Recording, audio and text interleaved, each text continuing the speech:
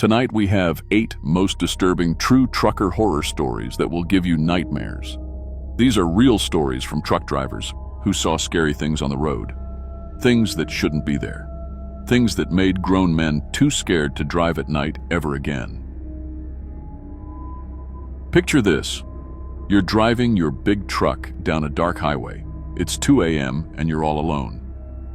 Then you see something in your headlights that makes you want to scream. These drivers lived through pure horror, and some are still too scared to talk about it. We found these creepy stories from police reports and trucker chat rooms. If you're new here, hit subscribe and the very true stories every day.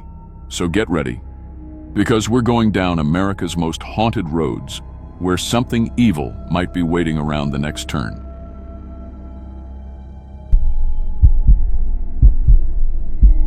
My name is Danny Rodriguez, and I've been driving delivery trucks for grocery stores for 4 years now. Started right after high school when I needed steady work that paid decent. The company gave me my commercial license, taught me how to handle the big refrigerated trucks, and how to keep food safe during transport. I've delivered everything from fresh produce to frozen goods across 3 counties. Been through ice storms, heat waves, and equipment breakdowns. Never missed a delivery. Never had a single health violation. I took pride in that clean record. But what happened in August 2022 during that brutal heat wave changed everything I thought I knew about food safety. What I delivered that day wasn't just contaminated. It was alive. And it was hungry. It was Tuesday morning, August 16th. Temperature was already hitting 95 degrees at 7 a.m. My regular route was downtown supermarkets, but dispatch called with an emergency pickup. Their regular driver for the rural routes called in sick, and they had a time-sensitive delivery from Hartwell Meat Processing Plant. I'd never been to Hartwell before. It was about an hour outside town, one of those small family operations that supplied local grocery chains. The GPS took me down increasingly narrow roads until I reached a cluster of low concrete buildings surrounded by chain-link fence. The smell hit me first. That heavy, metallic scent of a slaughterhouse mixed with something else I couldn't identify. Jake, the plant foreman, met me at the loading dock. He was a big guy, maybe 50, with permanently stained apron and nervous energy. "You're the replacement driver?" he asked, already wheeling out a cart loaded with wrapped meat packages. "Yeah, Danny Rodriguez. Just need you to sign the manifest and we'll get loaded up." But Jake was already loading my truck, moving faster than I'd ever seen dock workers move. Usually this us. "Hey, take their time, check temperatures, verify packaging." Jake was just throwing boxes into my refrigerated trailer like the building was on fire. "Hey, slow down," I called out. "I need to check the cold chain documentation and verify the internal temperature readings." "It's all good, kid. Temp's been steady at 34 degrees. Let's just get this out fast." Corporate's breathing down my neck about delivery times. The refrigeration unit on my truck was making weird sounds. Not the usual steady hum, but this grinding, clicking noise like something was loose inside. The temperature gauge kept flickering between 34 and 38 degrees. "My cooling system might be acting up," I told Jake. "Maybe we should wait for another truck."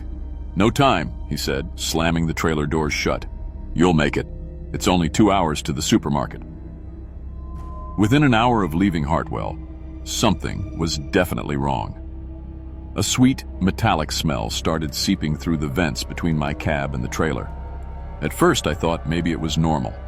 All meat deliveries have some odor. But this was different. Sickly sweet, like fruit left too long in the sun, but with that sharp metallic tang that made my throat burn. I rolled down the windows, but the August heat was unbearable. The smell kept getting stronger, making me dizzy and nauseous. My head started pounding and I felt like I might throw up. I pulled over at a truck stop to check the trailer. When I opened those rear doors, the stench hit me like a physical wall. Half the meat packages were leaking dark, reddish-brown fluid that pooled on the trailer floor.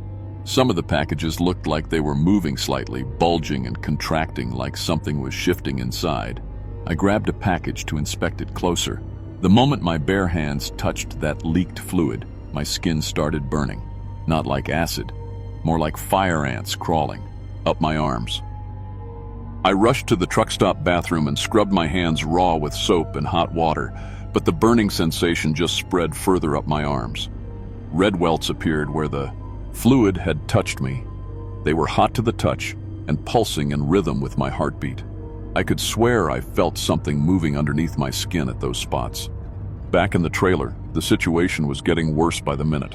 More packages were leaking, and that dark fluid was actually eating through the metal trailer floor.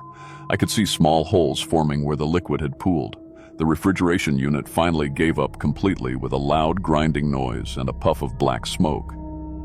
Without cooling, the meat was spoiling fast in the 98-degree heat. But this wasn't normal spoilage. The packages were swelling, some of them splitting open. Inside, the meat looked wrong, gray-green with dark veins running through it, and I swear it was moving on its own. I called dispatch on my radio. "This is Truck 47. I've got a major refrigeration failure and contaminated meat. Need immediate pickup and hazmat cleanup." Static crackled back. "Truck 47, complete your delivery. We'll deal with equipment issues when you return." "You don't understand. This meat is spoiled. It's leaking some kind of fluid that's eating through the trailer floor. I think it might be contaminated with something serious." "Danny, corporate says deliver the load. If there are temperature issues, the store can decide whether to accept it." The welts on my arms were spreading. They'd reached my shoulders now, and each one felt like it had a heartbeat of its own. Worse, I could see dark lines under my skin following my veins, like whatever was in that fluid was traveling through my bloodstream. I couldn't complete the delivery. Instead, I drove straight to County General Emergency Room, leaving the truck in the parking lot. By then, the welts covered both my arms and were spreading across my chest. They looked like burn marks, but they pulsed and moved under my skin. Dr. Sarah Chen took one look at me and ordered immediate blood work and cultures. "What kind of chemicals were you exposed to?" she asked while examining my arms under a magnifying lamp. "It wasn't chemicals. It was fluid from spoiled meat. But doctor, look at this." I pointed to one of the larger welts on my forearm. You could actually see something moving underneath the skin, like a worm or larva squirming around. Dr. Chen called in the infectious disease specialist and took samples of the fluid from my truck. What they found made everyone very quiet, very fast. The lab results showed flesh-eating bacteria and some kind of parasitic larvae they couldn't identify. The infection was spreading through my bloodstream faster than any antibiotic could work. "Danny, we need to contact the CDC about this," Dr. Chen said. "This isn't any known parasite, and if this came from meat that's being distributed to grocery stores..." That's when I realized what Jake at the meat plant had done. He knew the meat was contaminated. He knew it was dangerous. But instead of destroying it, he shipped it out to avoid the financial loss. And I was patient zero for whatever plague he'd just released into the food chain. The meat I was supposed to deliver had already been distributed to 3 major supermarket chains. By evening news, reports were coming in of mass food poisoning across the city. But it wasn't food poisoning. It was the same parasitic infection I had. Families who'd bought ground beef, steaks, and roast from those stores were showing up at hospitals with the same burning welts and moving lumps under their skin. The CDC arrived and set up a quarantine unit, but it was too late. The infection was spreading person to person through direct contact. My condition was getting worse by the hour. The parasites were visible now, moving under my skin like rice grains swimming through my bloodstream. Chunks of infected flesh were actually falling off my arms and face. I could feel them eating me from the inside, multiplying and growing stronger. The doctors said amputation might save my life, but the infection had spread too far through my body. My kidneys and liver were failing as the parasites consumed healthy tissue to reproduce. But here's the terrifying part. My mind stayed completely clear. I could think perfectly as my body was being devoured alive. I watched pieces of myself fall away while staying fully conscious through every moment. Jake from the meat plant came to visit me in quarantine. When he walked into my room, I understood why he'd been so nervous that morning. His body was barely human anymore. His face was a patchwork of scars and open wounds where flesh had rotted away. His hands were mostly bone with strips of meat hanging off them. "You've been infected for months," I whispered. He nodded. Started in May when we had the first outbreak in the livestock. Management decided it was cheaper to process the infected animals than destroy the whole herd. They told us the cooking process would kill anything dangerous. But it didn't. No, it just made the parasites dormant. They wake up when they find a new host. He showed me his arm where you could see dozens of larvae moving just under the skin. The infected become breeding grounds for new generations. We're not dying, Danny. We're transforming. Into what? Something that doesn't need much of the human body to survive. The parasites keep the brain alive while they consume everything else. Then they use us to find new hosts. Jake explained that this wasn't an accident. The parasites had intelligence, a hive mind that was systematically taking over the food supply chain. Meat plants, delivery drivers, grocery workers, restaurant staff. Anyone who handled food became a potential carrier. "Why are you telling me this?" I asked. "Because you're about to join us, and we need someone who knows the delivery routes." The hospital quarantine failed. The larvae escaped through the air vents and infected the medical staff. Then they infected their families. The CDC couldn't contain it because the parasites were resistant to every treatment they tried. My body was mostly gone by then. My arms were just bone and sinew, most of my face had rotted away, and my torso was hollow where the parasites had eaten through my organs. But I was still conscious, more conscious than ever actually. I could feel every infected person in the city, see through their eyes, feel what they felt. We were all connected now, part of something bigger and hungrier than individual human consciousness. The parasites hadn't destroyed my mind, they'd expanded it, connected it to a network of infected hosts that was growing larger every day, and they were using our human knowledge to spread more efficiently. I helped them identify the best delivery routes to hit maximum population centers. My truck became a mobile infection center, carrying contaminated meat to grocery chains across 3 states. Every delivery created new clusters of infected hosts who would then spread it further through their communities. 6 months later, I watched my own funeral from the back of the cemetery. My family had buried an empty casket since my body was never recovered from the industrial accident that was the official story. The CDC and meat industry had covered up the real outbreak to prevent nationwide panic. But I was there, watching through the eyes of 12 different infected mourners who'd come to pay their respects. My mother cried over a grave that held nothing while the real Danny Rodriguez stood 50 feet away, barely recognizable as human anymore. The parasites had kept my brain alive inside what was left of my skull, mounted on a framework of bone and sinew that could still walk and drive trucks. I looked like something from a horror movie, but I could still think, still remember being the kid who just wahis, and to do honest work and take care of his family. Now I was part of something that was consuming humanity, one delivery at a time. The infected network had spread to thousands of people, across multiple states. Meat plant workers, delivery drivers, grocery clerks, restaurant staff, health inspectors, anyone involved in food distribution was either infected or being systematically targeted.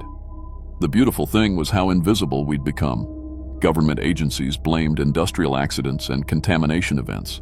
The media reported isolated food poisoning outbreaks. No one connected the pattern because we made sure they couldn't. And every day I climbed into my refrigerated truck and made deliveries that looked completely normal. Fresh meat to family grocery stores. Nothing suspicious about a routine food delivery. Except now I was the contamination. Danny Rodriguez, reliable delivery driver, had become patient zero for the end of the human food chain. And the worst part? I was still proud of my work. Never missed a delivery. Never had a health violation. Because now I was the health violation.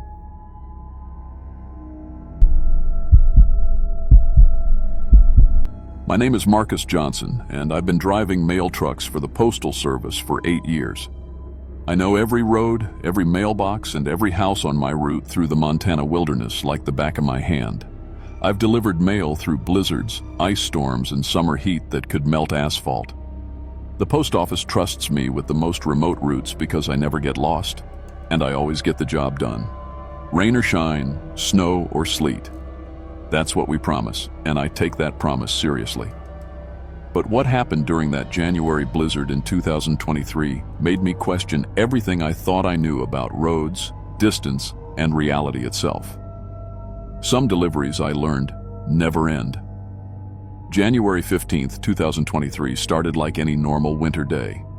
The weather report called for light snow, nothing I hadn't handled 100 times before.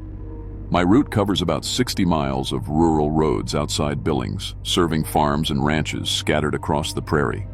Most of these families only get mail 3 times a week, so they count on me. I loaded my truck at 6 a.m. with the usual mix: bills, packages from Amazon, government checks, and personal letters. My truck is a standard LLV, a long-life vehicle that the Postal Service has been using since the 80s. Not much to look at, but it's reliable. The heater works, the radio connects to dispatch, and it has enough ground clearance to handle rough roads. The first part of my route went normally. I delivered to the Miller farm, the Peterson ranch, and old Mrs. Chin, who always waves from her kitchen window. But around noon, the weather changed fast. What started as light snow became a full blizzard with winds that rocked my truck and snow so thick I could barely see 10 feet ahead. I radioed dispatch. Unit 47 to base. Weather's getting bad out here on Route 6. Visibility near zero. The radio crackled with static. Then I heard my own voice respond. Copy that, Unit 47. Continue deliveries as conditions permit. I stared at the radio. That was impossible. I was talking to myself, but it wasn't me responding. The voice sounded exactly like mine, but I wasn't speaking. I shook my head and blamed the storm interference.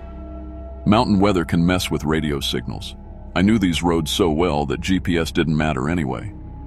I could drive them in my sleep. 20 minutes later, I pulled up to a familiar mailbox, the Henderson place. I grabbed their mail and walked through the snow to the box. As I opened it, Mrs. Henderson came out of her house. "Oh, thank goodness," she called.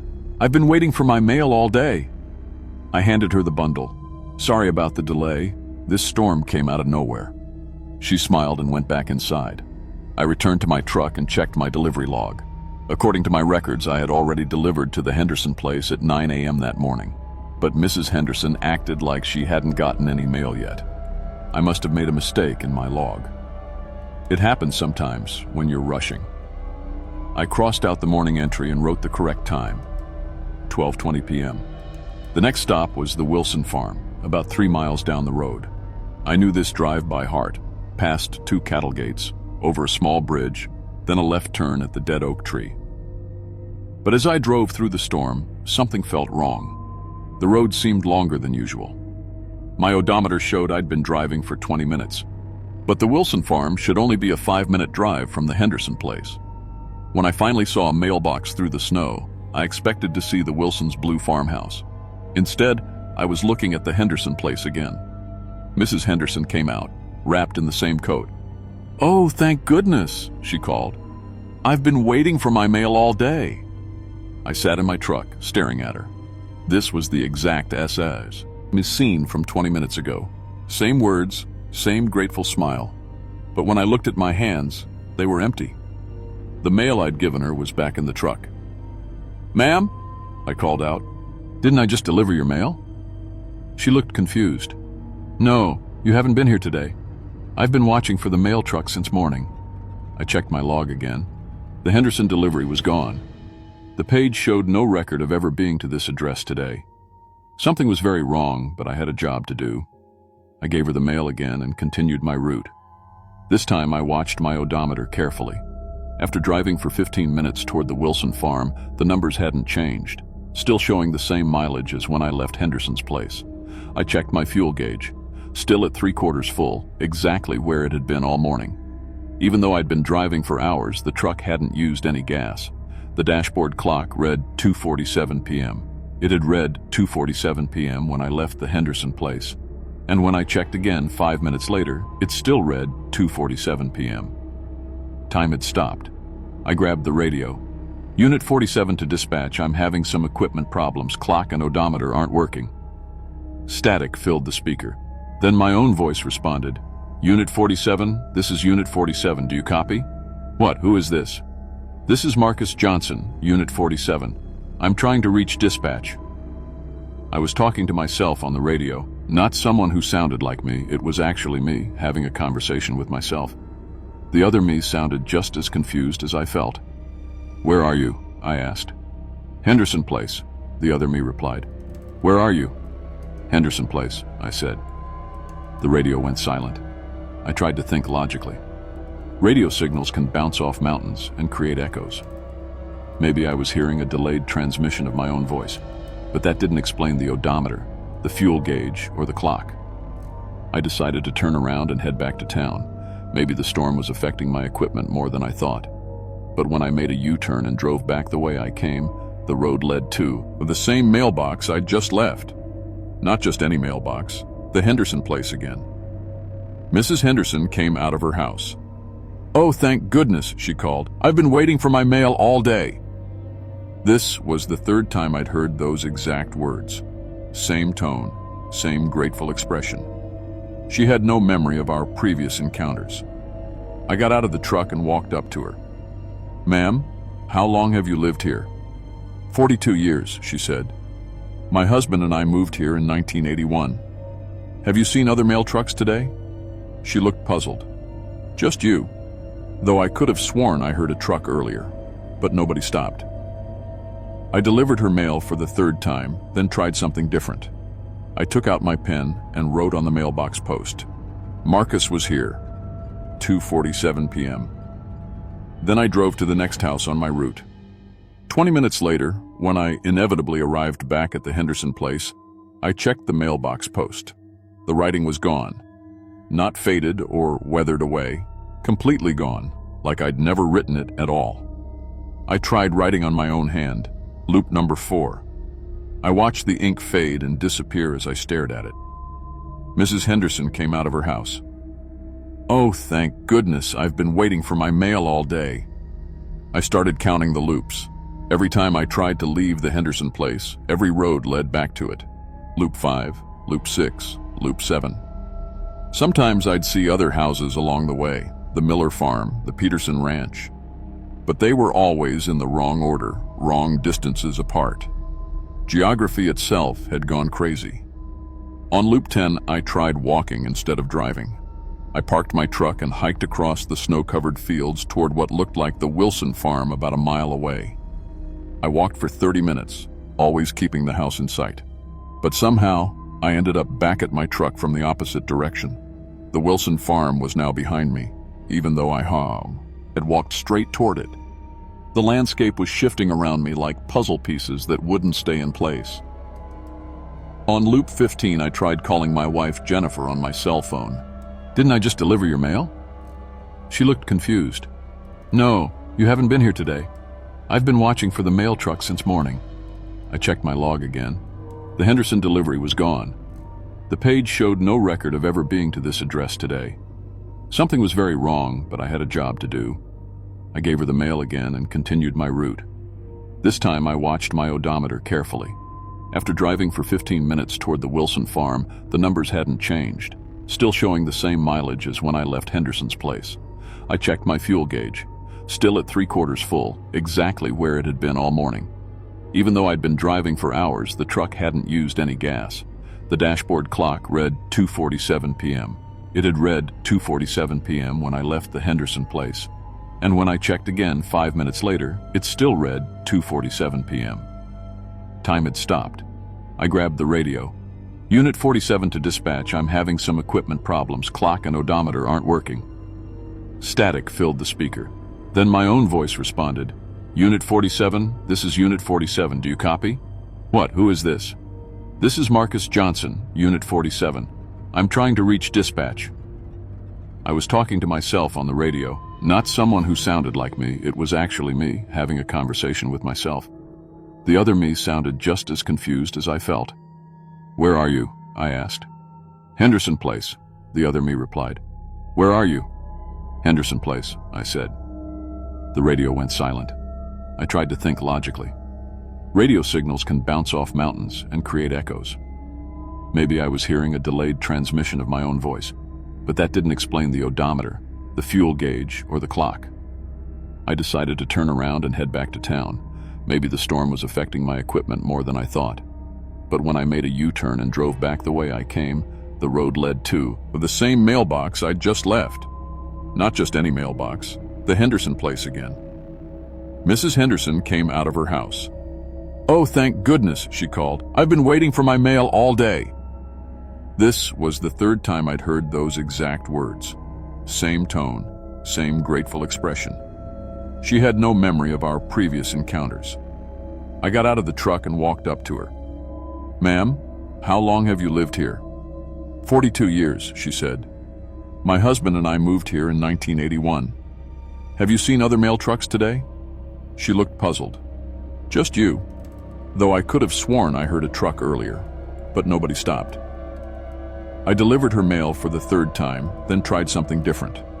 I took out my pen and wrote on the mailbox post, "Marcus was here, 2:47 p.m. Then I drove to the next house on my route. 20 minutes later, when I inevitably arrived back at the Henderson place, I checked the mailbox post. The writing was gone. Not faded or weathered away, completely gone, like I'd never written it at all. I tried writing on my own hand, loop number 4. I watched the ink fade and disappear as I stared at it. Mrs. Henderson came out of her house. "Oh, thank goodness, I've been waiting for my mail all day." I started counting the loops.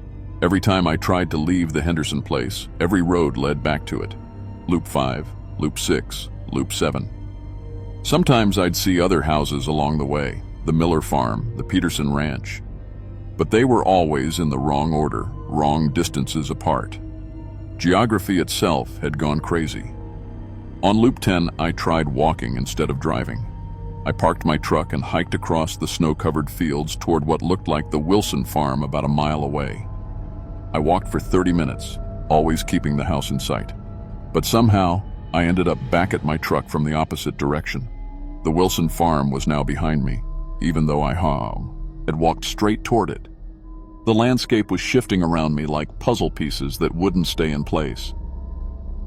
On loop 15, I tried calling my wife Jennifer on my cell phone, forever and always. The route would never end because it existed inside my own mind. As I write this, I'm still here, still making deliveries. My truck has unlimited fuel, unlimited mail, and unlimited time. The snow never stops falling. The clock never moves past 2:47 p.m., and Mrs. Henderson never stops being grateful for her mail. Sometimes I meet other versions of myself on the road. We wave at each other like old friends. We all understand what happened, but we can't change it. We're postal workers. We deliver the mail. If you're reading this somehow, if this message made it out of the loop, let me tell you something important. Be careful what roads you take. Some routes don't lead anywhere. Some deliveries never end. And if you ever see a mail truck in a blizzard where there shouldn't be one, don't wave. Don't try to get our attention. We're not lost. We're exactly where we belong. The mail must go through.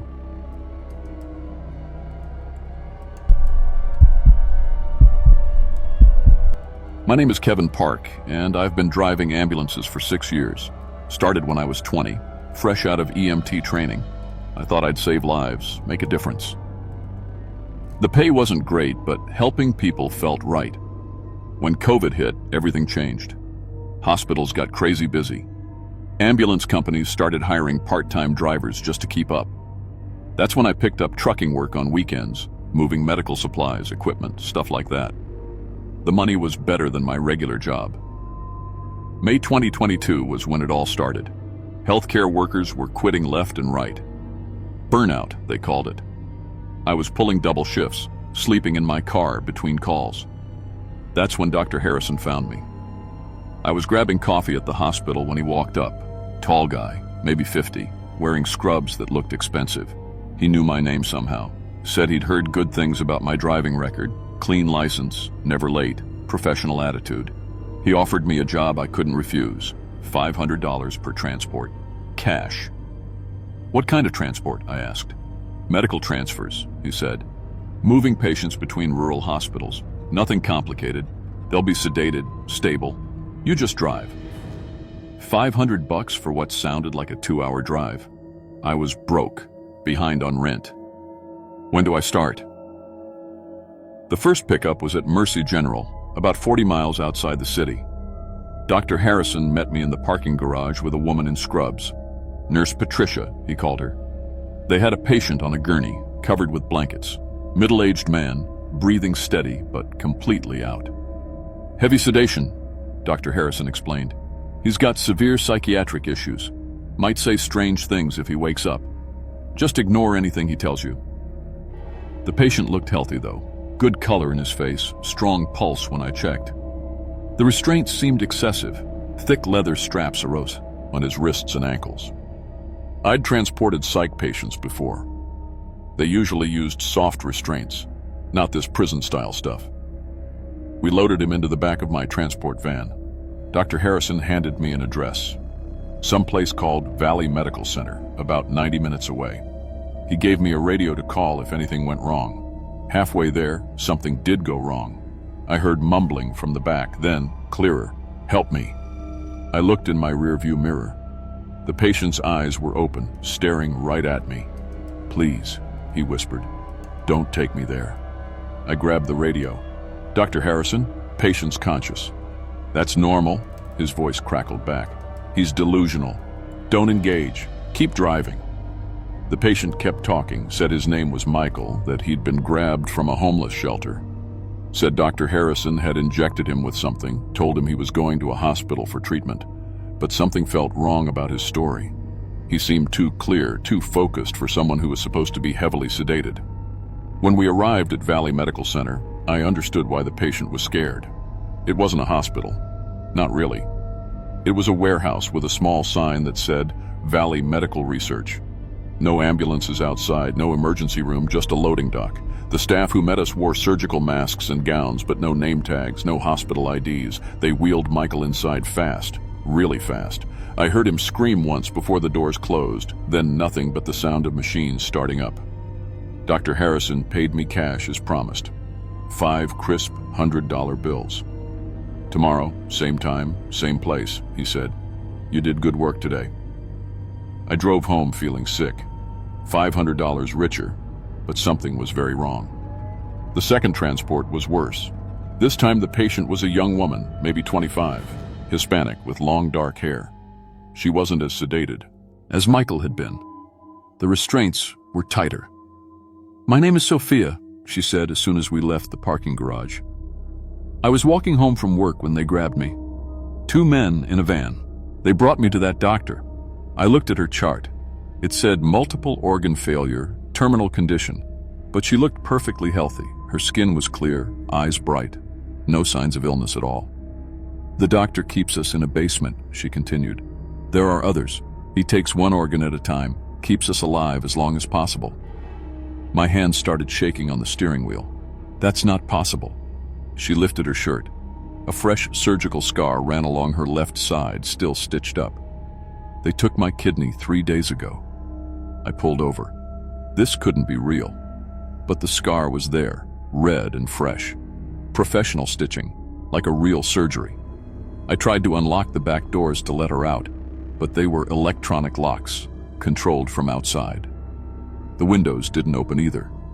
Dr. Harrison's voice came through the radio. "Having problems, Kevin?" I looked around. No other cars on this empty rural road. How was he watching us? "Keep driving," his voice said. "You don't want to disappoint your new employers." Sophia started crying. "Please, don't let them take more. I won't survive another surgery." But I couldn't help her. The doors wouldn't open. The van kept moving toward Valley Medical Research. When we arrived, they wheeled her inside, just like Michael.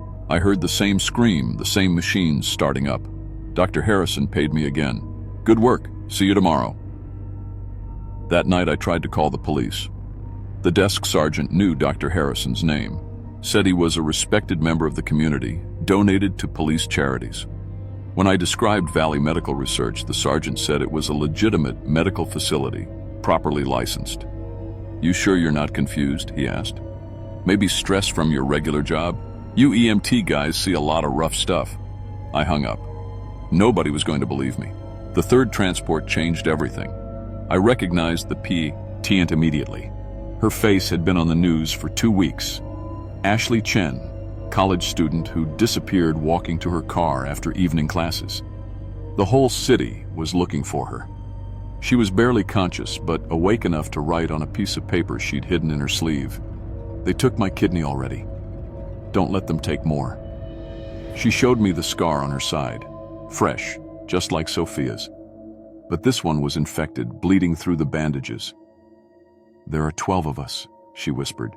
"He keeps us in the basement. Takes organs from people no one will miss. Homeless, runaways, immigrants. But I'm different. My disappearance made the news. He's getting desperate." I pulled out my phone to call 911, but there was no signal. We were in a dead zone I'd never noticed before. Ashley grabbed my arm. "The others told me what happens. They take non-essential organs first. Kidney, part of the liver, cornea, skin. Keep you alive. Then when you're too weak to survive more surgery, they take your heart and lungs for the big money." My stomach dropped. "How many surgeries have you had?"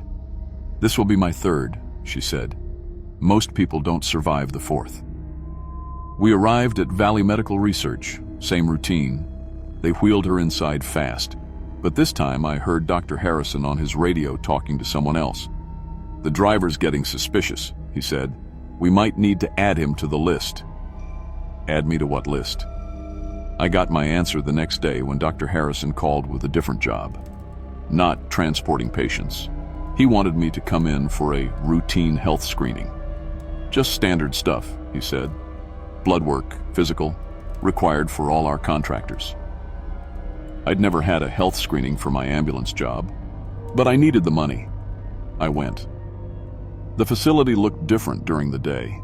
Still a warehouse, but now I could see security cameras everywhere. The basement door Ashley had mentioned was right there with a keypad lock. Nurse Patricia took my blood. A lot of blood. More than any normal test required. She asked about my medical history. Family health problems, allergies. She seemed especially interested when I mentioned my rare blood type, AB negative. "That's very valuable," she said. "I mean, medically speaking." Dr. Harrison reviewed my results with a big smile. "Perfect health, Kevin. Excellent cardiovascular system, strong organs. You're exactly what we're looking for." That's when I realized I wasn't an employee anymore. I was merchandise. I tried to leave, but the front door was locked. Electronic, like the van doors. Dr. Harrison was holding a syringe. "Don't make this difficult," he said. "You've seen too much already. But the good news is you're going to help save lives. Very wealthy lives."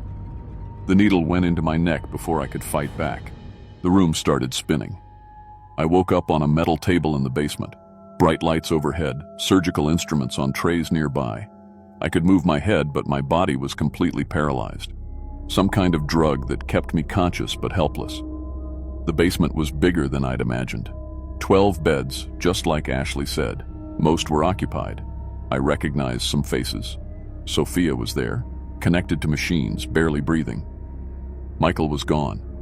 Ashley was in the bed next to mine, unconscious. Dr. Harrison came over wearing surgical scrubs. "Sorry about this, Kevin. You were a good driver, but we can't have witnesses and your organs are too valuable to waste." Nurse Patricia wheeled over a tray of surgical tools. "AB negative blood, healthy 26-year-old male. The clients will pay premium for this one." They started with my abdomen. I felt every cut, every stitch. They removed my left kidney first, placing it carefully in a cooler marked with airline tags. Going somewhere far away, to someone with enough money to buy a life. "He'll survive the kidney removal," Dr. Harrison told Patricia. "Keep him stable. Tomorrow we'll take part of his liver. Maybe a cornea. Save the heart and lungs for last. Those are the big payouts." I tried to scream, but the paralysis drug affected my vocal cords too. I could only lie there and watch them close up my side, knowing this was just the beginning. As they wheeled me to a recovery bed, I heard Dr. Harrison on the phone with someone new. Another driver, probably desperate for money just like I was. $500 per transport, he was saying. "Easy work. Medical transfers between hospitals. When can you start?" The new driver said yes, just like I had. In a few hours, he'd pick up his first patient from Mercy General. Some homeless person or runaway who disappeared and nobody looked for them. He'd drive them here, take the money, and drive home feeling a little sick, but telling himself it was legitimate medical work. Until one day, Dr. Harrison would need fresh organs, and the new driver would get called in for a routine health screening. That was 3 months ago. I'm still here in the basement. They've taken my right kidney now, part of my liver, both corneas. I can't see anymore, but I can hear everything. The new driver's coming and going, the patient's crying, the machine starting up when Dr. Harrison gets to work. I can hear my replacement driver upstairs right now, getting his health screening. AB positive blood type, according to Nurse Patricia. Very valuable. He'll be down here tomorrow, on the table next to mine. And there will be another new driver, just as desperate for money as we all were. The only reason I'm still alive is because my heart is perfect. Dr. Harrison is waiting for the right buyer, someone willing to pay $2 million for a healthy 26-year-old heart.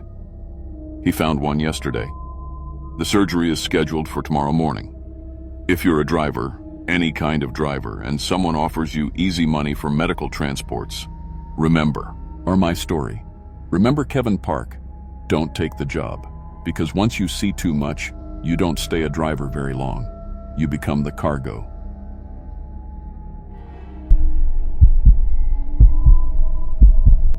My name is Lisa Martinez, and I've been a food service delivery driver for 15 years. I drive a refrigerated truck delivering fresh ingredients and supplies to restaurants across 3 states. It's not glamorous work, but it pays the bills, and I've always been proud of my perfect safety record. No accidents, no violations, nothing. I know every highway, every back road, every shortcut between here and the Mexican border. My wife Carmen always jokes that I could drive these routes blindfolded, but what happened in November 2022, just before Thanksgiving, changed everything I thought I knew about life and death, and I learned that sometimes, no matter how careful you are, some things just can't be avoided. It was a Tuesday morning when everything started. I was loading my truck with cases of wine and fresh produce for a chain of Mexican restaurants in El Paso. The weather was perfect, clear skies, no wind, the kind of day that makes driving a pleasure instead of work. I had done this exact route hundreds of times. Load up in San Antonio, drive west on I-10, make deliveries at 6 locations, then head home. Simple. My dispatcher, Tony, had given me the usual warnings about the Thanksgiving rush starting early. "Drive safe, Lisa," he said, like he always did. "Roads are getting busy with holiday travelers." I promised him I would, grabbed my thermos of coffee, and hit the road by 6 a.m. The first 3 hours were completely normal. I made good time, listened to my favorite radio station, and stopped at my usual truck stop for gas and a bathroom break. My CB radio was quiet except for the occasional trucker checking in about traffic conditions. Everything was exactly like it should be. That's when my cell phone rang. I glanced at the screen. Unknown number with a 210 area code. San Antonio. Could be Tony with an update, or maybe one of my customers. I answered through my Bluetooth headset without thinking twice about it. "Lisa Martinez," I said. The voice that responded made my blood go cold. It was flat, emotionless, like a computer reading words off a screen. But it wasn't a recording. There was something alive about it, something that seemed to know exactly who I was. 72 hours, 14 minutes, 33 seconds remaining. I nearly dropped my coffee. "Excuse me? Who is this?" But the line was already dead. I tried calling the number back immediately. It went straight to a message saying the number wasn't in service. I figured it had to be some kind of prank. Maybe one of the other drivers messing with me. We're always playing jokes on each other, and with new technology, people can fake phone numbers pretty easily. But something bothered me about that voice. It had said remaining. Remaining until what? And why exactly 72 hours and 14 minutes? Most prank calls don't get that specific. I shook it off and kept driving. I had deliveries to make and a schedule to keep. But exactly 1 hour later, as I was pulling into the parking lot of my first restaurant, my phone rang again. Same unknown number. This time I let it go to voicemail. But when I played the message back, my hands started shaking. 71 hours, 14 minutes, 33 seconds remaining. The countdown had updated.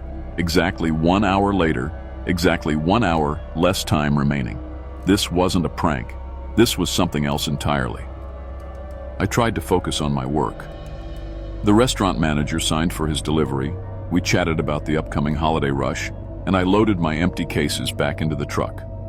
Normal stuff. But my phone was burning a hole in my pocket. Part of me wanted to turn it off completely, but I needed it for work. Tony might need to reach me, or Carmen might call. As I was pulling out of the parking lot, the PH on one rang a third time. This time I answered immediately. "Who is this? What do you want?" The same flat voice responded, but this time it said more than just numbers. 70 hours, 15 minutes, 7 seconds remaining.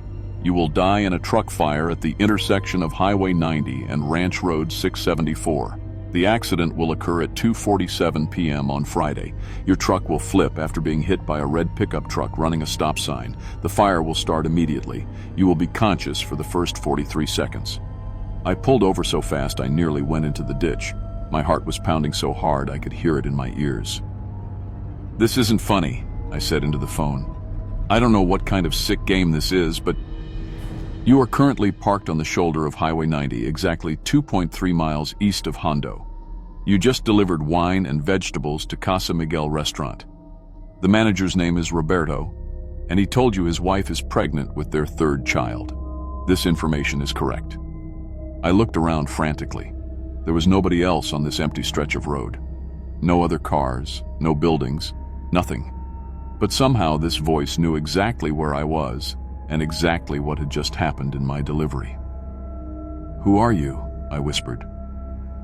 "I am your death, Lisa Martinez, and you have 70 hours, 13 minutes, and 41 seconds to live." The line went dead again. I sat there on the side of the road for 20 minutes, trying to make sense of what was happening. The voice had known things it couldn't possibly know. My exact location, what I had just delivered, details about my conversation with Roberto. But the prediction about how I would die, that had to be impossible. Nobody can see the future. Except the voice had called exactly on the hour, 3 times in a row. It was counting down to something, and whatever that something was, it was getting closer. I thought about calling Carmen, but what would I tell her? That I was getting phone calls from death itself? She'd think I was having some kind of breakdown. I thought about calling Tony, but he'd just tell me to ignore crank calls and focus on my deliveries. So I did what I always do when I'm scared. I kept working. I drove to my next delivery, unloaded cases of frozen shrimp and fresh cilantro, and tried to act normal. But every hour, exactly on the hour, my phone rang. And every time, the countdown got shorter. By the 4th call, the voice started sharing details about my death that made me sick to my stomach. "You will burn alive, Lisa Martinez. The fire will reach temperatures of 1,800 degrees Fahrenheit. Your skin will melt before you lose consciousness. Your last thought will be regret that you never told Carmen how much you truly loved her." By the 6th call, it was describing my funeral. "Carmen will wear the black dress she bought for your anniversary last year. She will cry for the first 10 minutes, then compose herself because she doesn't like showing emotion in public. Your brother Miguel will fly in from Phoenix. He will blame himself because he told you to get a safer job. 43 people will attend. The service will last 27 minutes. The worst part was how accurate it all sounded. Carmen really doesn't like crying in public. Miguel really has been telling me to quit driving truck. And I really do have that black anniversary dress hanging in our closet. But it was the 8th call that made me realize this wasn't just about predicting the future. This was about something much worse. "You had a dream last night, Lisa Martinez. You dreamed you were swimming in the lake where your father taught you to fish when you were 7 years old. In the dream, the water was clear and warm, and you could see all the way to the bottom. You felt peaceful. When you woke up, you thought about calling your father, but then you remembered he died 6 years ago. Nobody knew about that dream. I hadn't told Carmen about it, hadn't written it down anywhere, hadn't even thought about it again until the voice described it perfectly. But somehow, this thing knew what was inside my head while I was sleeping. That's when I realized what I was dealing with wasn't human. I tried everything I could think of. I changed my route to avoid that intersection where the voice said I would die.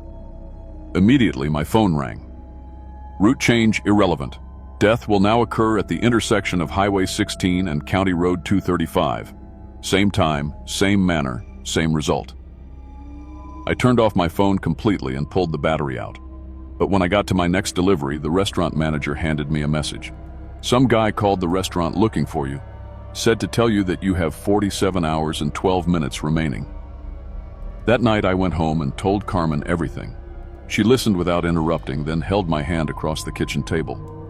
Maybe we should go to the hospital, she said gently. Maybe you're having some kind of stress reaction. I wanted to believe her. I wanted to think I was just having a breakdown because that would be fixable. But when we were getting ready for bed, my phone rang one more time. This time Carmen heard the voice too. 24 hours remaining, Lisa Martinez. Your wife looks beautiful in that blue nightgown. She is scared for you, but she doesn't want to say so. She is thinking about the life insurance policy and wondering if it will be enough to pay off the house. Carmen went white as a sheet. She was wearing a blue nightgown, and I knew from the look on her face that the voice was right about what she was thinking. That's impossible, she whispered. How could anyone know that? I didn't have an answer for her, but I was starting to understand that this wasn't just a prediction. It was an appointment. Something had decided when and how I was going to die, and it was counting down to that moment like a timer on a bomb. The next morning, I called in sick to work. If I wasn't driving, I couldn't die in a truck accident. Carmen and I stayed home, locked all the doors, and waited to see what would happen. At exactly 2:47 p.m., the time the voice had originally predicted for my death, my phone rang one last time. 12 hours remaining. Staying home will not help. You will suffer a heart attack at 2:47 a.m. while sitting in your recliner chair.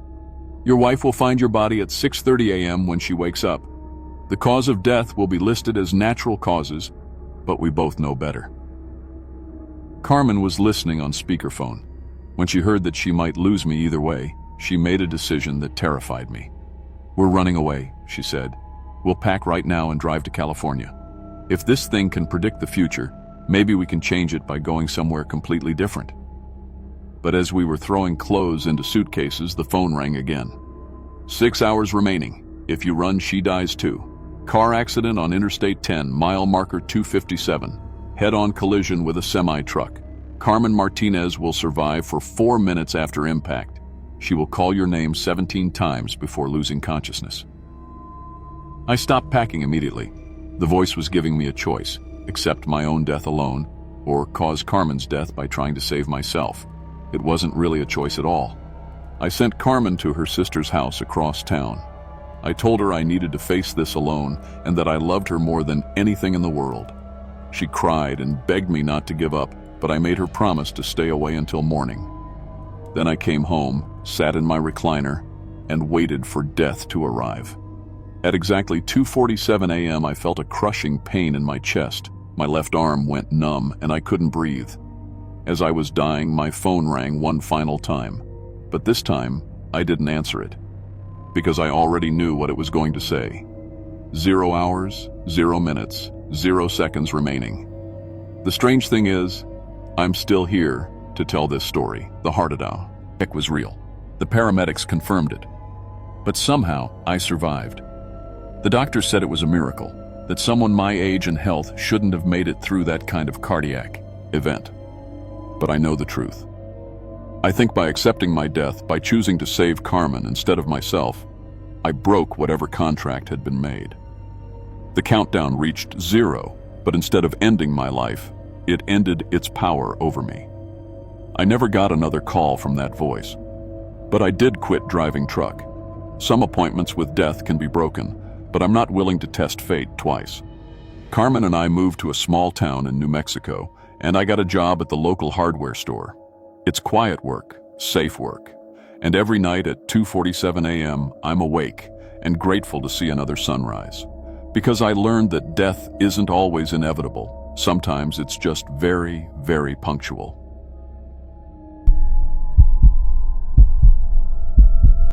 My name is Carlos Mendez, and I've been driving refrigerated trucks for 8 years. I haul meat, dairy, frozen foods, whatever needs to stay cold from point A to point B. It's not glamorous work, but it pays the bills and keeps me on the road, which I love. I've driven through blizzards in Montana, sandstorms in Arizona, and hurricanes in Texas. I thought I'd seen it all. But what happened during a routine beef haul from Iowa to California in June 2021 made me realize there are some smells you never forget, and some cargo you should never carry. I should have known something was wrong from the start. It was June 15th, 2021, and the weather was brutal. The whole country was baking in a heat wave that broke records everywhere. Temperatures were hitting 110 degrees in places that usually topped out at 85.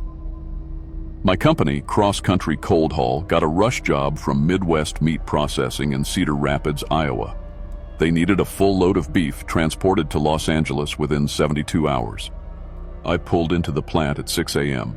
Usually, the loading dock is busy with workers and forklifts, everyone moving fast to get the trucks loaded. But that morning, it was different. Quiet. Only 3 workers were there, and they kept their distance from my trailer. The plant supervisor, a nervous guy named Bill Peterson, came out personally to oversee the loading. In 8 years, I'd never seen a supervisor do that. They usually stay in their offices with their paperwork and coffee. "Special order," Peterson said, not looking me in the eye. "Premium cuts, handle with extra care." The workers loaded the trailer fast. Too fast. They wore extra gloves and face masks, which seemed weird for beef. When I asked Peterson about it, he mumbled something about new safety rules. That's when I noticed the smell. After 8 years hauling meat, you know what beef smells like. Even fresh beef has a certain meek, metallic, slightly sweet odor. This was different, sharper, almost sour. I mentioned it to Peterson. "New preservative process," he said quickly. "Company secret. Don't worry about it." I signed the papers and hit the road. The load was heavy, nearly 40,000 pounds of packaged meat. My reefer unit was working hard to keep everything at the required 28 degrees. With the outside temperature already climbing toward 100, the diesel engine that powered the refrigeration was running almost constantly. By noon, I was crossing Nebraska. The smell was getting stronger. Even with the truck windows up and the AC running, I could taste something wrong in the air, sweet and rotten at the same time. It made my stomach turn. I stopped for fuel in North Platte and checked the reefer unit. The temperature gauge showed 32 degrees, higher than it should be, but still safe. The diesel engine was running rough, though. Black smoke was coming from the exhaust, and it was making a grinding noise I'd never heard before. The fuel attendant, an older guy who'd probably seen every kind of truck come through, walked over while I was checking the refrigeration unit. "What you hauling?" he asked. "Beef," I said. He wrinkled his nose. "That don't smell like any beef I know." I was getting worried. If the meat spoiled, I'd be responsible for a $200,000 loss. My company would fire me, and I'd probably get sued. I called my dispatcher. "Keep moving," she said. "If the temperature stays under 35, you're fine. Just get it to LA."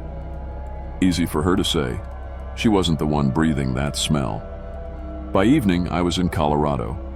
The reefer unit was struggling. The outside temperature was still over 100, and my refrigeration diesel was overheating. The temperature in the trailer had climbed to 38 degrees. I stopped at a truck stop in Grand Junction to find a mechanic. The service bay was busy, but I finally goes. But a guy named Tommy to look at my reefer. He walked over to the trailer and I saw his face change. He actually stepped back. "Jesus, what is that smell?" "Beef," I said. "The refrigeration is failing." Tommy shook his head. "I've worked on meat trucks for 15 years. That ain't beef." "What do you mean?" "Beef don't smell like that when it goes bad. That smells like..." He stopped talking and looked at me strange. "You sure about what you're carrying?" "Of course I'm sure. I loaded it myself this morning." But Tommy refused to work on the truck, said the smell was making him sick.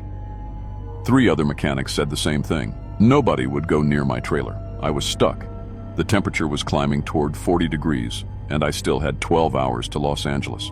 I had to keep moving. Somewhere in Nevada, around midnight, I couldn't take it anymore. The smell had gotten so bad that I was vomiting every few miles. My eyes were burning. My throat felt raw. The taste of death was permanently stuck in my mouth. I pulled over at a rest area and decided to check the cargo myself.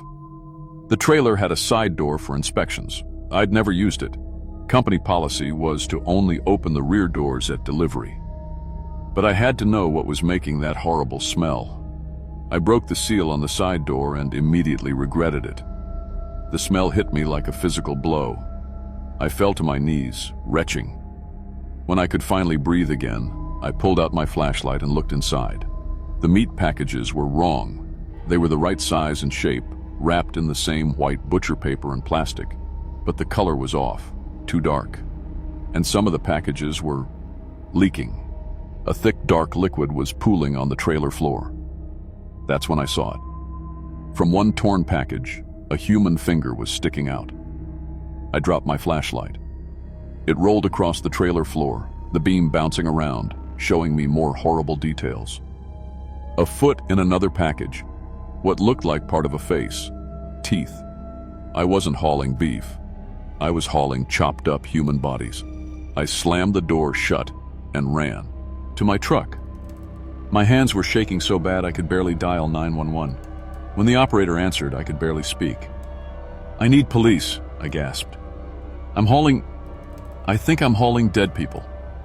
The Nevada State Police found me an hour later, still sitting in my truck, unable to stop shaking. When they opened the trailer, even the experienced troopers had to step away from the smell. The beef was human remains. Dozens of bodies, chopped up and packaged to look like meat products.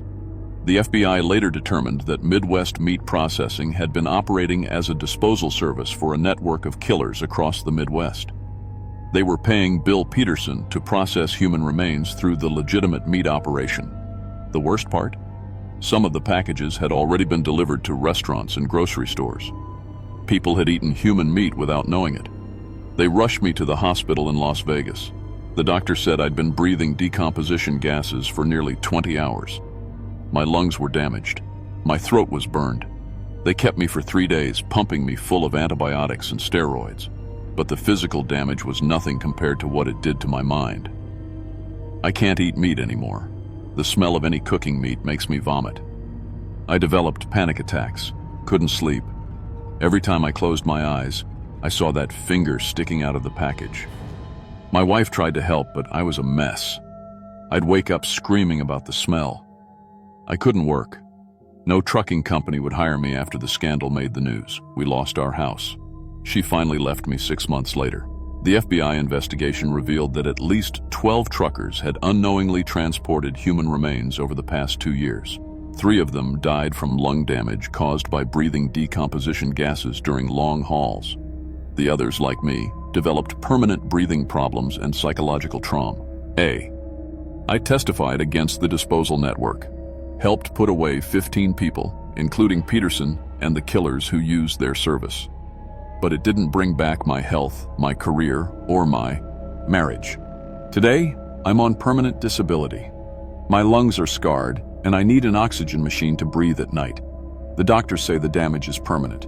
I developed agoraphobia. I'm afraid to leave my apartment most days. The worst part is the taste. Even now, 3 years later, I can still taste death in my mouth. It never goes away. I've tried everything: special toothpastes, mouth rinses, even experimental treatments. Nothing works. I started a support group for the other drivers who got caught up in this. Most of us are dying slowly from the lung damage. The government gave us some money, but not enough to cover the medical bills or replace our lost careers. Sometimes I wonder if I should have just kept driving, delivered the load, and never known the truth. But then I remember that finger, and I know I did the right thing, even if it destroyed my life. If you're ever driving truck or working in any job where you handle mysterious cargo, trust your nose. When something smells wrong, really wrong, don't ignore it. Don't let anyone tell you it's normal or part of a new process. That smell might be the only warning you get before you become part of something terrible. And once you've breathed in death for 20 hours straight, you never really stop tasting it.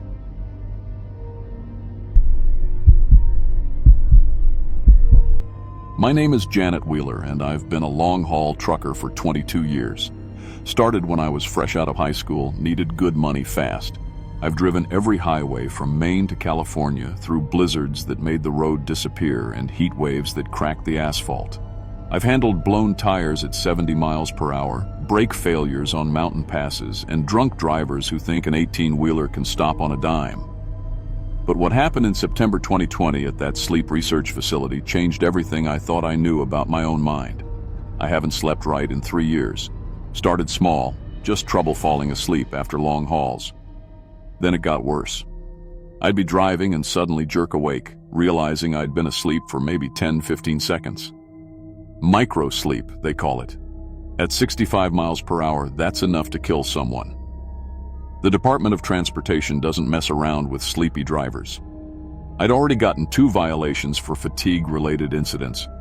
One more, and they'd pull my commercial license permanently. 22 years of experience down the drain. But sleeping pills made me groggy the next day, and I couldn't afford to lose driving time. That's when I saw the ad online. Earn $5,000 participating in groundbreaking sleep research.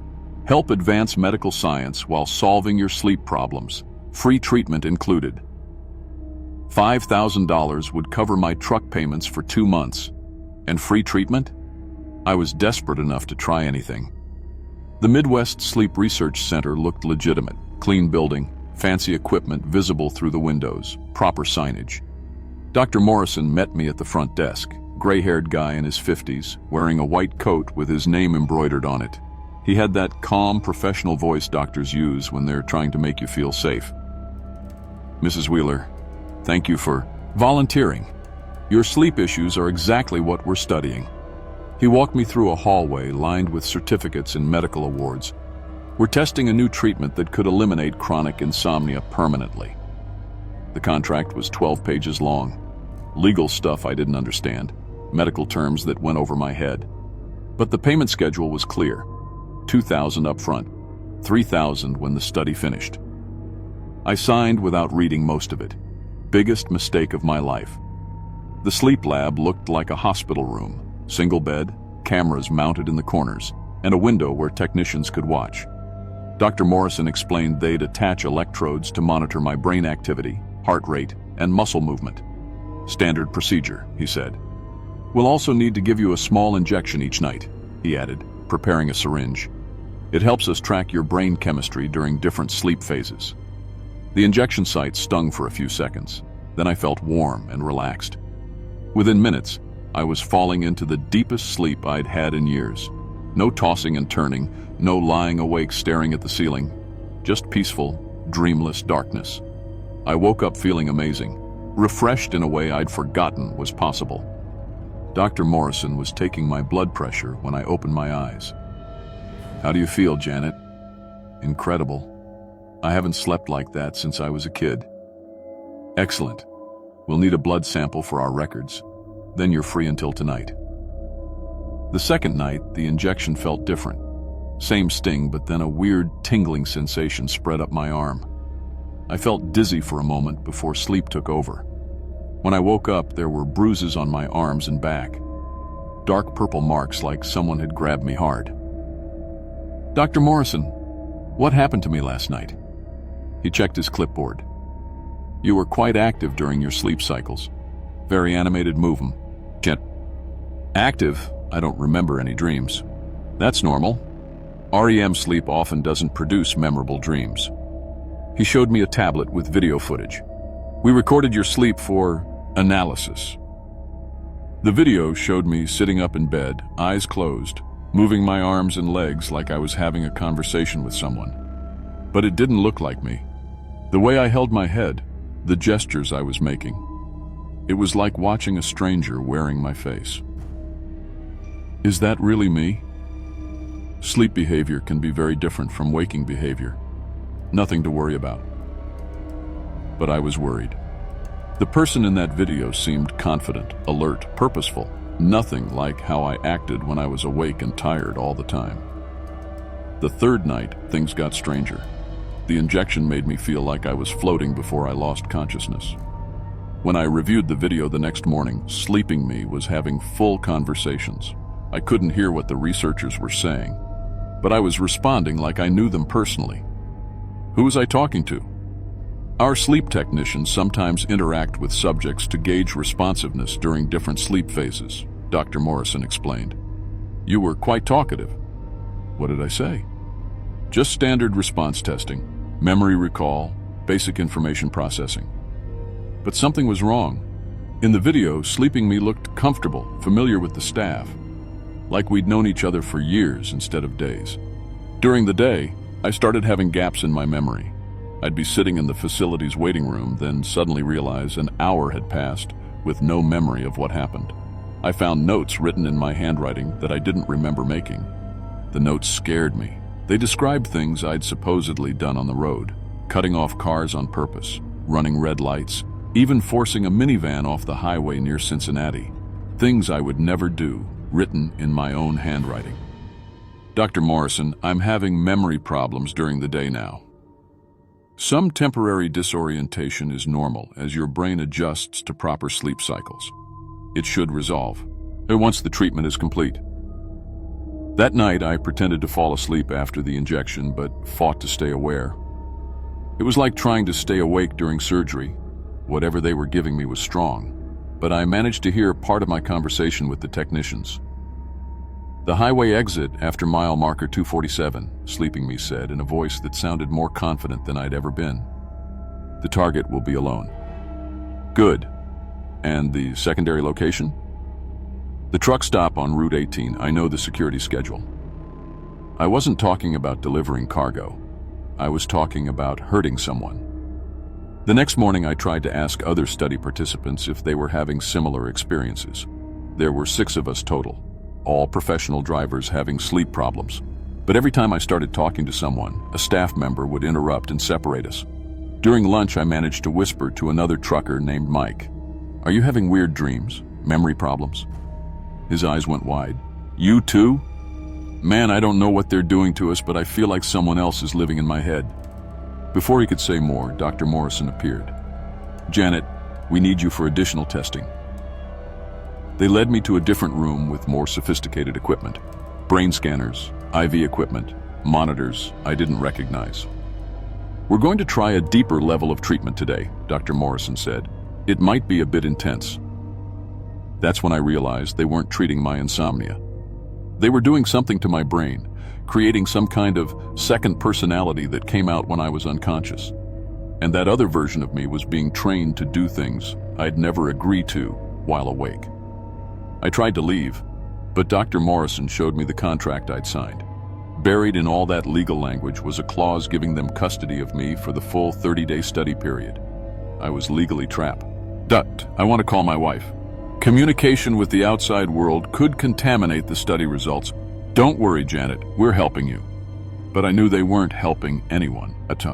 That night, I found a payphone in the facility's lobby and called my wife, Linda. I must have sounded crazy, begging her to find me, to call the police, to get me out of there. I don't even remember making the call. 2 days later, Linda showed up at the facility. She was scared, saying I'd called her in the middle of the night, speaking in a different voice, telling her things about our marriage that I'd never told anyone. But when she tried to take me home, sleeping me tried to attack her. I woke up to security guards restraining me while Linda ran for her car. The facility staff said I'd had a violent episode and needed additional treatment. They sedated me and moved me to a locked room. Linda called the FBI. She told them about my strange phone calls, my personality changes, and the facility keeping me against my will. When federal agents raided the center 3 days later, they found evidence of illegal mind control experiments. Dr. Morrison and his team had been creating programmable personalities in professional drivers. They'd drug us into unconsciousness, then use some kind of hypnosis and brain stimulation to implant commands and create alternate identities. The sleeping versions of ourselves were being trained as unwilling assassins and criminals. They found files on dozens of subjects over the past 5 years. Some had been programmed to cause accidents that killed specific targets. Others had been used to smuggle drugs or weapons across state lines without their conscious knowledge. A few subjects never recovered their original personalities at all. The scariest part? They found evidence that some of us had already completed missions. Real people had died because of what sleeping me had done, and I had no memory of any of it. I'm writing this from a psychiatric facility in Ohio. It's been 6 months since the raid, and I still can't trust my own mind. I have gaps in my memory, handwriting that doesn't look quite right, and sometimes I catch myself knowing things I shouldn't know. The doctors here say I'm lucky to have retained most of my original personality. Some of the other survivors aren't so fortunate. Mike, the trucker I talked to at the facility, thinks he's someone named David now. He doesn't remember his wife or kids. The FBI says Dr. Morrison and his team are in federal prison. The facility was shut down, the equipment destroyed. But I know there are other places like it out there, other people desperate enough to volunteer for medical studies that sound too good to be true. I can't drive trucks anymore. Can't trust myself behind the wheel of something that weighs 40 tons. I work at a hardware store now, something simple where I can't hurt anyone if that other personality surfaces. But sometimes, late at night, I find notes in my handwriting that I don't remember writing. Plans, addresses, details about people I've never met. That other version of me is still in there somewhere, waiting. If you're ever desperate enough to volunteer for a medical study, read the contract, all of it. Ask questions. Bring someone you trust. Because once they get inside your head, you might never fully get them out. And if you're a trucker who hasn't been sleeping well lately, be very careful about ads promising easy money for sleep research. That version of you they create while you're unconscious might be capable of things you'd never do while awake. Some experiments aren't worth the risk, no matter how much money they offer. Some cures are worse than the disease. And some people will use your desperation against you in ways you can't imagine. I learned all of this too late. Don't make the same mistake I did.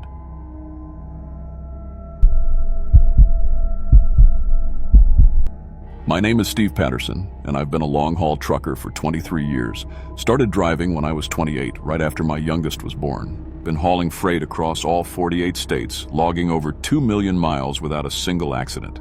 I know every truck stop from California to Maine, every way station worth avoiding, and every DOT officer who'll give you a fair shake. In this business, your medical card is everything. No card means no CDL. No CDL means no job. No job means no way to feed your family. What happened in March 2021 at a little clinic outside Bakersfield changed everything I thought I knew about staying healthy on the road. Some doctors aren't trying to help you at all. Some are hunting for something much more valuable than your copay.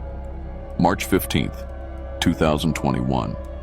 I was sitting in my Peterbilt 379 at a truck stop in Barstow, checking my DOT medical card for the 100th time that week. Expiration date, March 22nd. 7 days to get renewed, or I'd be sitting on the sidelines while the bills piled up. The pandemic had hit our industry hard.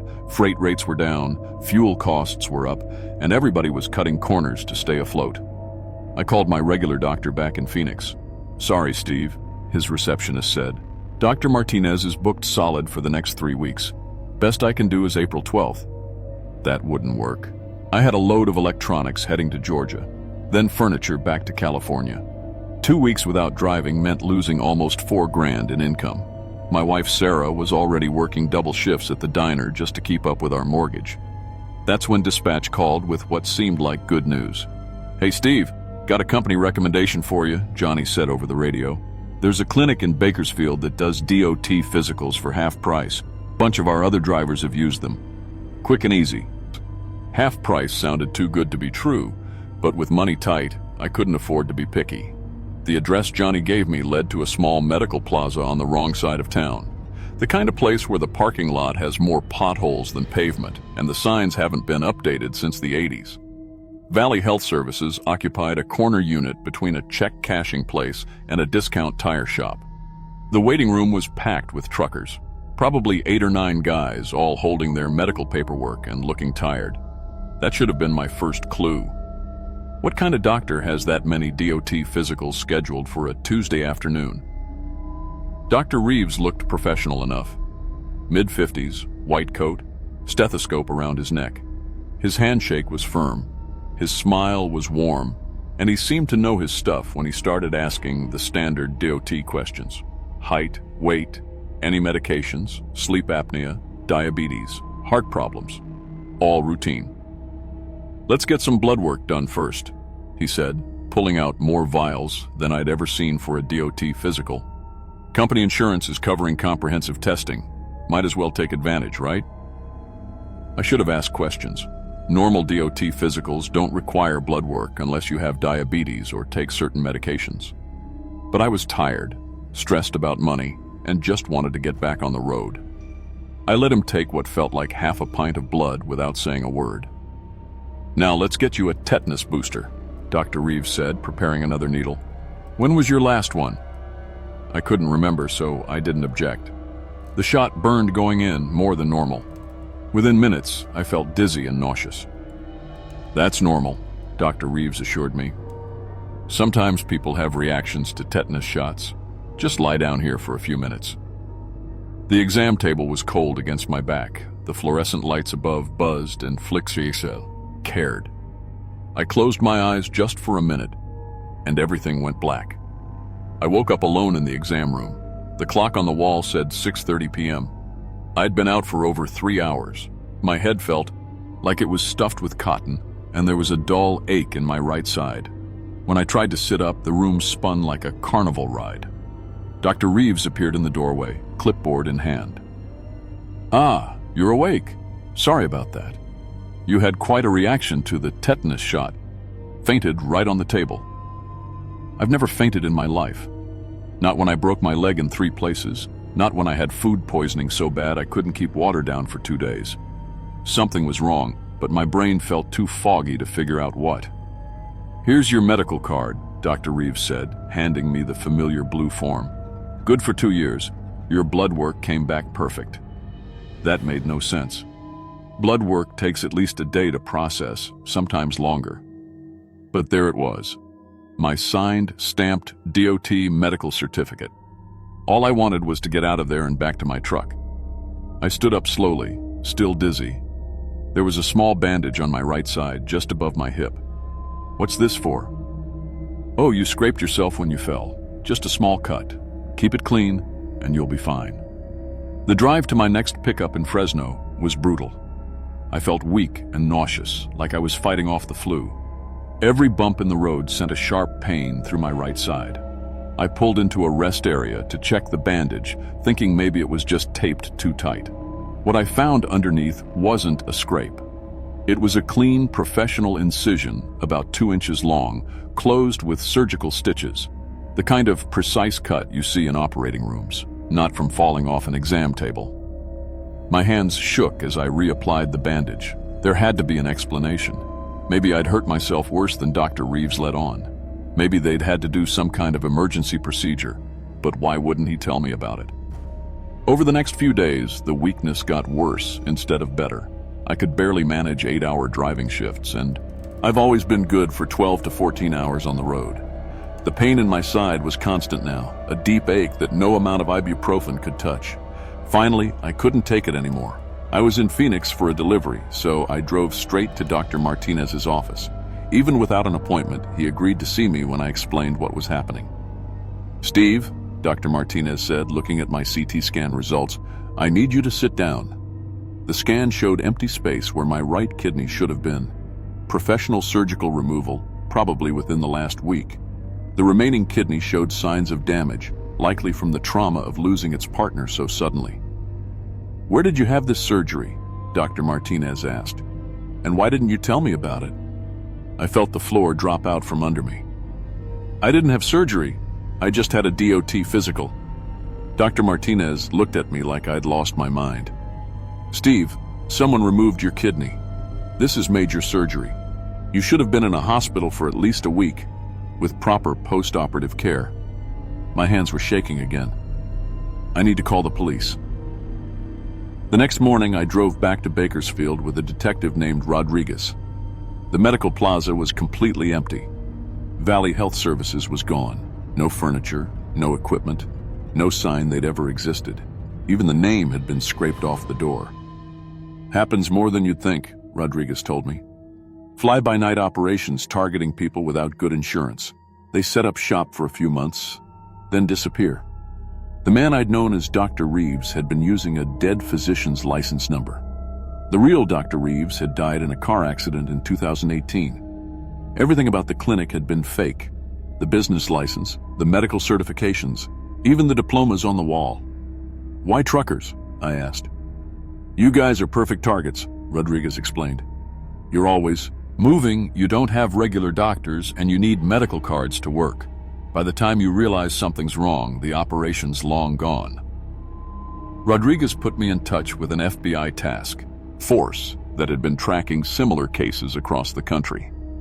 Turns out, I wasn't alone. They had reports from truckers in 12 different states, all with the same story. Discount DOT physicals that turned into organ theft.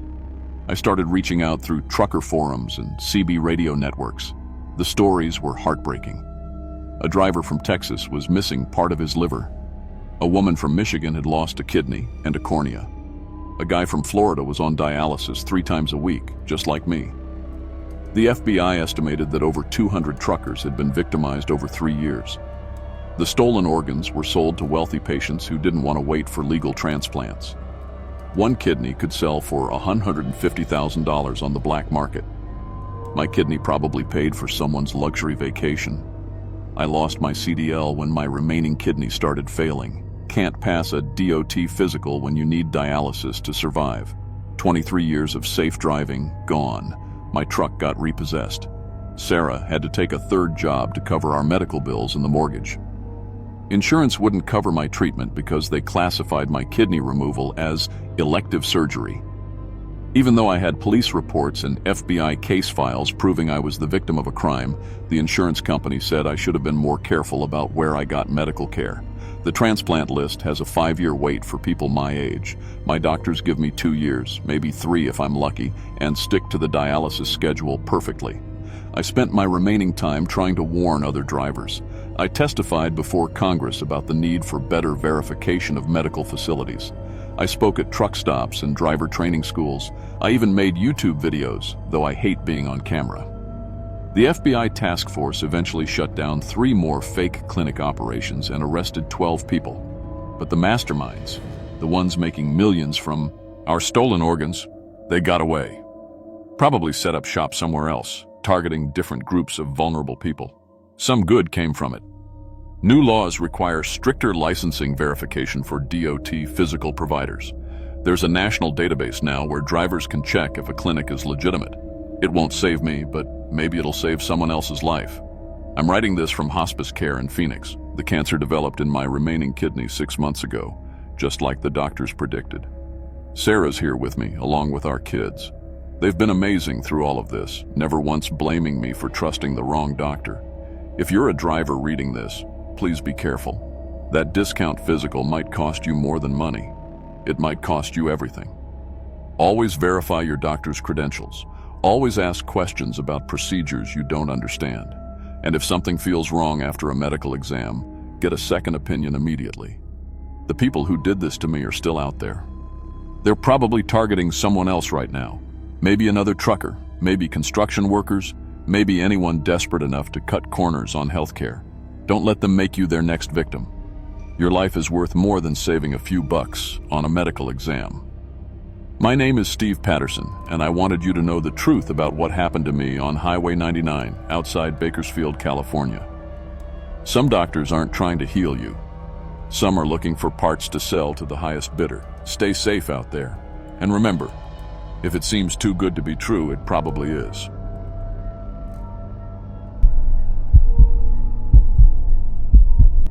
My name is Mike Thompson, and I've been a long-haul trucker for 35 years. I've driven through blizzards in Montana, sandstorms in Arizona, and hurricanes in Florida. I've seen jackknifed semis, multi-car pileups, and accidents that would give you nightmares. I've hauled everything from lumber to live chickens, and I've never missed a delivery. But what happened on my final run in December 2021 made me question everything I thought I knew about life, death, and destiny. After 3.5 decades on the road, I was finally ready to hang up my keys. My wife Susan had already planned a retirement party for when I got back from this last haul. She'd invited all the guys from the trucking company, our neighbors, even my old army buddies. The house was decorated, the caterer was booked. And she'd even ordered one of those fancy cakes with a little truck on top. This final run was supposed to be easy money. Christmas merchandise from Seattle to Miami. Toys, decorations, electronics, all the stuff people needed for the holidays. The pay was good, the route was familiar, and the timing was perfect. I'd be home 3 days before Christmas, just in time for the party and the start of my new life. I remember pulling out of the Seattle warehouse on December 15th, feeling a mix of sadness and excitement. The Peterbilt 379 I'd been driving for the last 8 years purred like a kitten. Eddie, the shop mechanic, had gone over every inch of that truck before I left. New tires, fresh oil change, brakes inspected, CB radio working perfect. Everything was in top condition. The first day went smooth as silk. I made good time through Washington and into Oregon, staying ahead of a storm system that was tracking behind me. The CB chatter was normal, drivers talking about traffic, weather, and where to find the best coffee. My logbook was clean, my hours were good, and I was feeling fighting about making Miami on schedule. Then, about 6 hours into the trip, my phone rang. Unknown number. I almost didn't answer. Probably some telemarketer or wrong number. But something made me pick up. "You won't make it home, Mike." The voice was calm, matter of fact, like someone telling me the weather forecast. Male voice, older, with a slight rasp like a long-time smoker. "Who is this?" I asked. "Someone who knows your route. I-84 through Oregon, then I-80 through Nevada and Utah. You'll take I-76 through Colorado, then I-70 through Kansas." My blood went cold. That was exactly my planned route, down to the interstate numbers. It wasn't posted anywhere, just notes in my personal logbook. "How do you? Accident in Colorado, mile marker 247. Black ice. You'll jackknife at exactly 2:17 a.m. on December 17th. Your trailer will slide sideways, block both lanes. The fuel tank will rupture." The line went dead. I sat there for a minute, heart pounding, trying to process what just happened. Some nutcase was playing games with me, had to be. But how did they know my route? How did they know such specific details? I called Susan, told her about the weird phone call. She laughed it off, said it was probably some trucker playing pranks on CB radio. Somehow got my cell number. "Don't let some idiot ruin your last run, honey," she said. "Just focus on getting home safe." But I couldn't shake the feeling. Mile marker 247 in Colorado. I knew that stretch. It was a downhill grade with a sharp curve, the kind of place where black ice could form even when the rest of the road was clear. Exactly the kind of spot where a jackknife could happen. An hour later, the phone rang again. Same unknown number. "Changed your mind about the route yet, Mike? Look, whoever this is, you're thinking about taking I-25 south through New Mexico instead. Avoid Colorado altogether. Smart thinking. Gee, but it won't help." How could he know what I was thinking? I hadn't told anyone about considering the route change. "If you take the southern route, you'll have an accident in Kansas. Instead, I-35 near Emporia, mile marker 132. Mechanical failure this time. Your brake line will snap going down a hill. 4:45 a.m. on December 18th. The voice was so specific, so confident. It wasn't guessing. It was telling me exactly what would happen. "Who are you? What do you want?" "I'm trying to save your life, Mike, but you're not listening." Click. Dial tone again. My hands were shaking as I pulled into a truck stop in Boise. I needed coffee, needed to think. Eddie had checked those brakes himself. They were perfect. Brand new lines, fresh fluid, no leaks anywhere. There was no way they could fail. I sat in the diner staring at my phone, waiting for it to ring again. Part of me hoped it wouldn't. Part of me needed to know more. It rang at exactly 9 o'clock p.m. "You're at the Flying J in Boise," the voice said. "Booth number 7, drinking black coffee, no sugar. You're scared." I looked around the diner. Nobody was paying attention to me. How could this person know where I was, what I was doing? "I can see the fear in your eyes, Mike. The same fear I had." "What are you talking about?" "You're wondering if this is real. Wondering if you should keep driving or just go home. The smart money says go home, but you won't. You're too stubborn, too proud, just like I was." There was something familiar about the voice now that I was really listening. The accent, the way he said certain words. It reminded me of someone, but I couldn't place who. Listen to me carefully, Mike. If you keep driving, you'll die on this trip. I know because I lived it. I died out there on that road, and now I'm trying to warn you. That's impossible. Is it? How else would I know your route, your truck, your wife's name? How would I know about the retirement party, about the cake with the little truck on top? I never told anyone about the cake. Susan had mentioned it to me in passing, but it wasn't something I'd shared with anyone else. Who are you? I whispered. I think you already know, Mike. The voice was clearer now, and the resemblance hit me like a punch to the gut. It sounded like me. Not exactly older, sadder, with a wheeze I didn't have, but definitely my voice. You're calling from the afterlife to warn yourself? Come on. I'm calling from a place where I can see what's coming, where I can watch my wife cry at my funeral, see my friends shake their heads and say it was bound to happen eventually. 35 years on the road, Mike. The statistics were always against us. My phone started getting warm against my ear. The signal was crystal clear, clearer than it should be for a call from an unknown number. Every route leads to the same place, the voice continued. North through Colorado, south through New Mexico, east through Texas. Doesn't matter. Death is following this truck, Mike. It's been patient for 35 years. But your number's finally up. Then what am I supposed to do? Abandon the load? Lose my pension? That's what I thought too. Always about the job. Always about finishing what we started. That's what killed me. I hung up and called Eddie at the shop. He was working late, as usual. Eddie, it's Mike. I need you to double-check something for me. My brake system.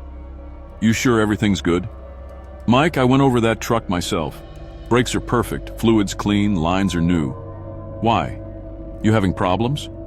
No, just being careful. You sound spooked, man. What's going on? I told him about the phone calls. Eddie listened without interrupting, which wasn't like him. Usually he'd be cracking jokes or telling me I was crazy. Mike, he said when I finished. That's really weird. How would some stranger know your route? That's what I'm trying to figure out. You want my advice? Call Susan, head home. There's something. Hing not right about this. But as we were talking, my phone started buzzing with another call. Same unknown number. Don't answer it, Eddie said. He could see the number on my screen. I answered anyway. Eddie's a good mechanic, the voice said, but he can't fix destiny. You can drive the perfect truck on the perfect road in perfect weather, and death will still find a way. Eddie went pale. He can hear our conversation. Hi, Eddie, the voice said. You're going to blame yourself when it happens. Going to wonder if you missed something, if you could have prevented it. Save yourself the guilt. This isn't your fault. Eddie grabbed the phone from me. Who is this? How are you listening to us? I'm Mike Thompson, Eddie. The Mike Thompson who didn't listen to the warnings. The one who thought he was too smart, too experienced, too careful to die on the road. Eddie looked at me, then at the phone, then back at me. This is impossible. Check his truck again if it makes you feel better, the voice said. Check it 10 times. It won't change anything. The accident isn't going to be mechanical failure. It's going to be an act of God. Black ice, sudden storm, deer in the road. Something you can't prepare for or prevent. Eddie handed the phone back to me and walked away, shaking his head. Why are you doing this to me? I asked the voice. Because maybe, if you hear it enough times, you'll make a different choice than I did. Maybe you'll put your pride aside and choose to live. But if I don't finish this run, you'll lose some money, maybe get a bad review from the company. So what? You'll be alive for your retirement party. You'll get to see your grandkids grow up. We didn't have grandkids yet, but Susan and I had talked about wanting them someday. How do you know about that? Because I never got to see them, Mike. My daughter had a baby girl 2 years after I died. Named her Michelle, after me. I never got to hold her. Never got to teach her about trucks or take her for rides. Don't make the same mistake I did. The phone went quiet for a long moment. When the voice came back, it was softer, sadder. I was supposed to retire after that run too. Susan had the party all planned, just like you. But I was too stubborn to quit when I should have. Too proud to admit that maybe it was time to hang up the keys before something bad happened. What exactly happened to you? Colorado, mile marker 247, 2:17 a.m. on December 17th, just like I told you. Black ice formed during a temperature drop. I was going too fast for conditions, got confident because I knew that road like the back of my hand. The truck started sliding, I overcorrected, and the trailer jackknifed. The detail was incredible, too specific to be made up. The fuel tank ruptured when I hit the guardrail. Fire started immediately. I was trapped in the cab for almost 10 minutes before the flames reached me. Longest 10 minutes of my life, knowing I was going to die, thinking about Susan waiting at home. I could hear the pain in his voice, the regret. Fire department said I was probably unconscious from smoke inhalation before the worst of it, but I remember everything. I remember thinking about all the things I'd never get to do, all the words I'd never get to say. If this is real, if you're really me, then how is this possible? I don't know the how, Mike. I just know that I've been given one chance to change things. One opportunity to save the life I threw away. My phone battery was at 100% when the call started. Now it was down to 15%, even though I'd been plugged into the charger the whole time. Something was draining the power faster than it could recharge. "Your phone's dying," the voice said. "We don't have much more time." What am I supposed to do? Go home, Mike, right now. Don't finish the run. Don't worry about the company. Don't think about the money. Just turn that truck around and drive home to Susan. But no buts. Your layers fee is worth more than a load of Christmas toys. Your future with Susan is worth more than your professional reputation. Make the choice I couldn't make. The signal started breaking up, getting staticky and distant. "Mike, can you hear me?" "Yeah, I'm here. Tell Susan I love her. Tell her I'm sorry I was too proud to come home when I should have." "You can tell her yourself if I listen to you." "Maybe, but if something goes wrong, if you don't make it home for some other reason, tell her anyway. Promise me." "I promise." The line went dead. My phone screen went black, completely drained despite being plugged in. I sat in that truck stop booth for another hour, trying to process what had happened. Was it real? Was some version of myself actually calling from beyond to warn me? Or was I having some kind of breakdown, hallucinating elaborate conversations with my own voice? In the end, it didn't matter. Real or not, the message was clear: go home.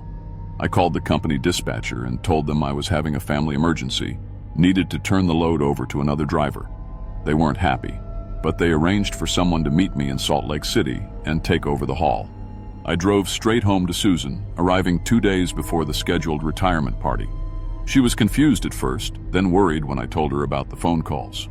But when I explained my decision to quit early, to choose her over the job, she just hugged me and said she was proud of me for finally putting family first. The retirement party went ahead as planned. All our friends were there, the cake was perfect, and I made a speech about knowing when it was time to step away from something you love. Later that night, I looked up the accident reports for December 17th.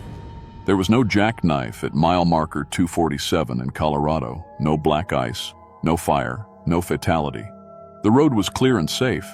Maybe I prevented it by changing my route. Maybe it was never going to happen in the first place. Maybe the whole thing was just stress and imagination. But I keep thinking about that voice, about the pain and regret I heard in it, about a version of myself who died alone on a dark highway, thinking about all the things he'd never get to say. I've been retired for almost a year now. Susan and I travel in our RV, visiting places we always talked about seeing. Our daughter is pregnant. We're going to have that granddaughter after all. Life is good, better than I expected. But sometimes, late at night, my phone rings with no caller ID. I don't answer it anymore. I figure I've heard everything I need to hear from that voice. I made my choice, and I'm sticking with it. Though I do wonder sometimes if that other version of me is still out there somewhere, Still trying to save truckers who won't listen to warnings they can't understand. Still making calls that most people hang up on. Still fighting a losing battle against pride and stubbornness and the belief that experience can protect you from everything. If you're a driver reading this, and you ever get a call like that, a voice that sounds like yours, warning you about accidents that haven't happened yet, maybe don't hang up so quick. Maybe listen to what it has to say. Because sometimes the voice trying to save your life is the only one that really knows what you have to lose.